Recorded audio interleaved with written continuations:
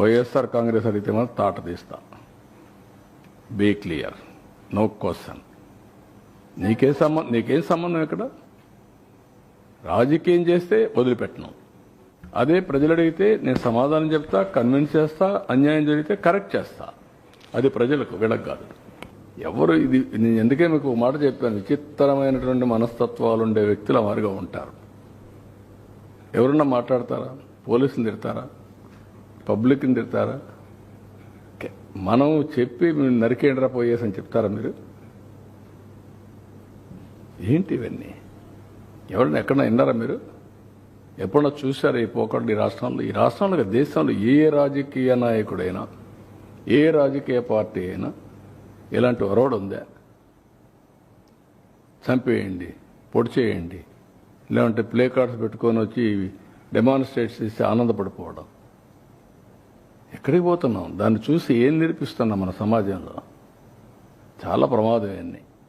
ఎమ్మెల్యేలందరినీ ఇళ్ళకి వెళ్ళమంటున్నారు ఏడాది పాల సందర్భంగా. ఈ సందర్భంగా వచ్చినటువంటి నేతల్ని చంద్రబాబు గారి మేనిఫెస్టోని గుర్తు చేసుకుందామని చెప్పేసి మొత్తం నేను ఆయన కూడా గుర్తు చేసుకునే ప్రజలు చేశారు. అది మర్చిపోతే ఎట్లా? ఎందుకు ఇచ్చారు 11 సీట్లు? ఇట్లా ఏదో పనులు చేసే కదా. ఆ ఏదో పనులు చేసి ఏమవుతారు మీరు? రేపు అదే అవుతుంది. కానీ అది చేయడం తప్పు అంటాను నేను. సరే, బెట్టింగ్ వాళ్ళకు మీరు ఒక మాట అడుగుతున్నారు, ఎవరై వెళ్ళిపోవడానికి? పోలీస్ చెప్పిన తర్వాత నేను ఎప్పుడన్నా పోయామా? మమ్మల్ని ఊర్లకు పోతాం ఒక 2 కార్లు అంటే పంపించారా? నేను ఎక్కడన్నా అబ్జెక్ట్ చేశారు? ఎవరన్నా పొమ్మంటున్నారు కదా. 10 కార్లకు పర్మిషన్ ఇచ్చి 5, 6కు 100 మందికి పర్మిషన్ ఇస్తే ఏం కావాలంటే మీకు? ఏమనుకుంటున్నారు మీరు? ఇరుకు సందుల్లో పోవడం, అక్కడ మీటింగ్లు పెట్టడం, స్టాంపేడ్లు కావడం, అక్కడి నుంచి ఇవన్నీ చేయడం, వైలెన్స్ క్రియేట్ చేయడం. ఎవరు నేర్పించారు మీకు ఇవన్నీ? పోలీసుల మీద మళ్ళా బ్లేమ్ చేయడం, బురద వేయడం. ఎక్కడ దొరుకుతాయి ఇవన్నీ? కొంచెం ఒక పద్ధతి, ఒక ప్రొసీజర్, ఒక హుందాతనం ఉండాలి నాయకులకి.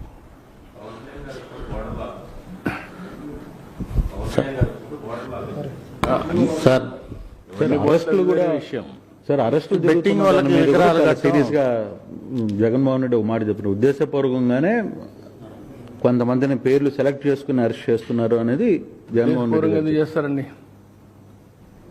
చట్టం దాని ప్రకారం అది పనిచేస్తుంది. ఉద్దేశపూర్వకంగా ఎందుకు చేస్తారు? ఎందుకు చేయాలి సార్? మీకు అందరికీ తెలియదా శాండీ ఏం జరిగిందో? తెలియదా మీకు లిక్కర్లో ఏం జరిగిందని? కొత్త అది. అంటే మేము ఏం చేసినా రాజకీయాల్లో ఉన్నాం కాబట్టి ఎవరు దీనిపైన యాక్షన్ తీసుకోవడం ఎటు కుదురుతాయి? కాబట్టి ఇది ఒక పద్ధతి ఉంటుంది, ఏదైనా ఒక జవాబుదారితనం ఉంటుంది. సార్, ఈ బెట్టింగ్ వాళ్ళకి విగ్రహాలు పెట్టడం ఎలా చూడొచ్చు సార్? బెట్టింగ్ వాళ్ళకి విగ్రహాలు పెడుతున్నారు. గంజాయి బ్యాచ్కి, బెట్టింగ్ బ్యాచ్కి, రౌడీలకి, హత్యలు చేసే వాళ్ళకి, అత్యాచారాలు చేసే వాళ్ళకి విగ్రహాలు పెడతారు. అందుకే మీరు ఒకసారి చరిత్రలో కూడా మీరు చూస్తే రాజకీయాలు మారిన తర్వాత ఇప్పుడు కొత్త బ్యాచ్ కొత్త విధానాలు తీసుకొస్తున్నారు. వాళ్లే హీరోస్గా, ఇటు రౌడీజం చేసేవాళ్ళు హీరోలు, ఊర్లో భయభ్రాంతులు చేసేవాళ్ళు హీరోలు, లా అండ్ ఆర్డర్ మెయింటైన్ చేసేవాళ్ళు చేతకాని వాళ్ళు అనే పరిస్థితి తీసుకొస్తున్నారు. బెట్టింగ్ కట్టడం తప్పు కదండి. గంజాయి రాష్ట్రంలో ఎట్టుందండి ఒకప్పుడు? ఇప్పుడు కంట్రోల్ అయిందా లేదా? ఇంకా పూర్తిగా అయిందని నేను చెప్పను. నేను అప్పుడు ఎలక్షన్ అప్పుడు కూడా చెప్పాను, గంజాయి అనేది అడిక్షన్. ఒకసారి అడిక్షన్ అయినాక వాడు మానలేడు, ఆ పరిస్థితిలో ఉంటారు. బట్ ఎక్కడ ప్రొడక్షన్ లేకుండా చేస్తున్నాం, మక్కిలిరగొట్టేస్తామని చెప్తాను, ఈగలు పెట్టాం. ఇంకా చేయాల్సిన చాలా ఉంది. గంజాయి కానీ అదే మన డ్రగ్స్ కానీ ఇప్పుడు ఏంటంటే ఎక్కడన్నా పోతే ఎంత బాధేస్తుందంటే, 3 ఏళ్ళ అమ్మాయి పైన రేప్ చేస్తారా? అరే హ్యూమన్ బీయింగ్, నీ మైండ్ అంత ఖరాబ్ అయినాక నీ మైండ్ ఎట్ట బాగు చేస్తామండి? నేను అడుగుతున్నా. ఒక మనిషి యొక్క మైండ్ ఇంత ఖరాబ్ అయిపోతే, వాడు ఉన్మాది మారిగా తయారైపోతే, ఈ ఉన్మాదులతో సమాజానికి ఎవరికి రక్షణ? మీ పిల్లలకు రక్షణ? లేదంటే మీ ఇంట్లో మీ మిస్సెస్ రక్షణ ఉంటుందా? ఆడబిడ్డ బయట వస్తుందా? ఎక్కడికి పోతున్నా? ఇవి కంట్రోల్ చేయాల్సిన మెకానిజం రాజకీయ నాయకులు ఇష్టానుసారంగా సపోర్ట్ చేయడమా? అంటే ఏమనుకుంటున్నారు? ఏం చేసినా జరిగిపోతుంది అనుకుంటే ఎట్లా అవుతుందండి? నాకేం కోపంతో తీవ్రవాదుల పైన పోరాడానా? కోపంతో ఫ్యాక్షన్ రాజకీయాల పైన పోరాడానా? నా కోపంతో లేకపోతే కమ్యూనల్ వైలెన్స్ పైన పోరాడానా? రౌడీల పైన పోరాడానా? ఆ రోజు వాళ్ళు సెపరేట్ రాజకీయ ముసుగులో ఉండే కమ్యూనల్ ఎలిమెంట్స్ కూడా హ్యాండిల్ చేశాం. తీవ్రవాదులు కూడా కొంతమంది సపోర్ట్ చేస్తే వాళ్ళని ఐసోలేట్ చేసి ఎడ్యుకేట్ చేసి ఫైట్ చేశాం. ఒకసారి ఆ సమస్య వచ్చిన తర్వాత అది కూడా కొంత ఐడియాలజికల్ అంటే కాదు, మీకు సాధ్యం కాదని నేను ఆ రోజు చెప్పాను. ఇది సాధ్యం కాదని చెప్పాను నేను.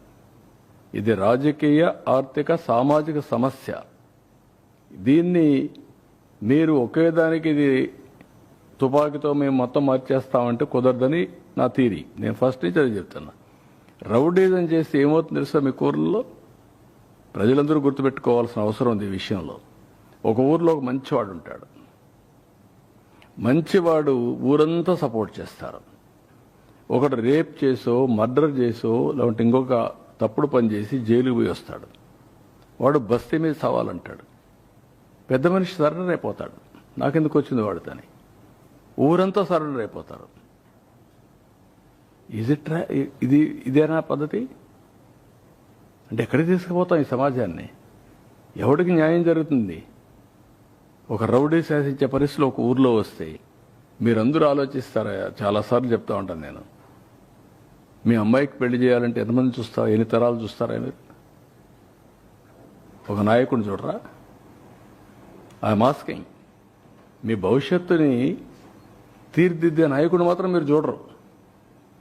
మీ ఇంట్లో ఒక అమ్మాయిని తెచ్చుకోవాలన్నా, ఒక అమ్మాయిని ఇవ్వాలన్నా 7 తరాలు చూస్తారు, 10 మంది దగ్గర తెప్పించుకుంటారు. అప్పుడు కూడా కొన్ని జడ్జిమెంట్లో తప్పులు ఉంటాయి. కానీ ఒక నాయకుడి విషయాల్లో మీరు ఆలోచించకపోతే ఏం చేస్తారు మీరు? ఎట్లా న్యాయం జరుగుతుంది రాష్ట్రానికి? ఎవరన్నా రాశారనుకో దానికి ఒక కలర్. వీళ్ళంతా సమాజానికి వ్యతిరేకం. నేను అడుగుతున్నా, పోయిన గవర్నమెంట్లో అరాచకాలు జరిగాయా లేదా? జరిగిన దానికి యాక్షన్ తీసుకోకుండా వదిలేస్తారా? అంటే నేను రాజకీయాల్లో ఉన్నాను కాబట్టి నా ఇష్ట ప్రకారం శాసిస్తాను, నేను చెప్పింది మీరు నమ్మాలంటే, నేను ఏం చేసినా అదే చట్టం అంటే హౌ ఇట్ ఈస్ పాసిబుల్?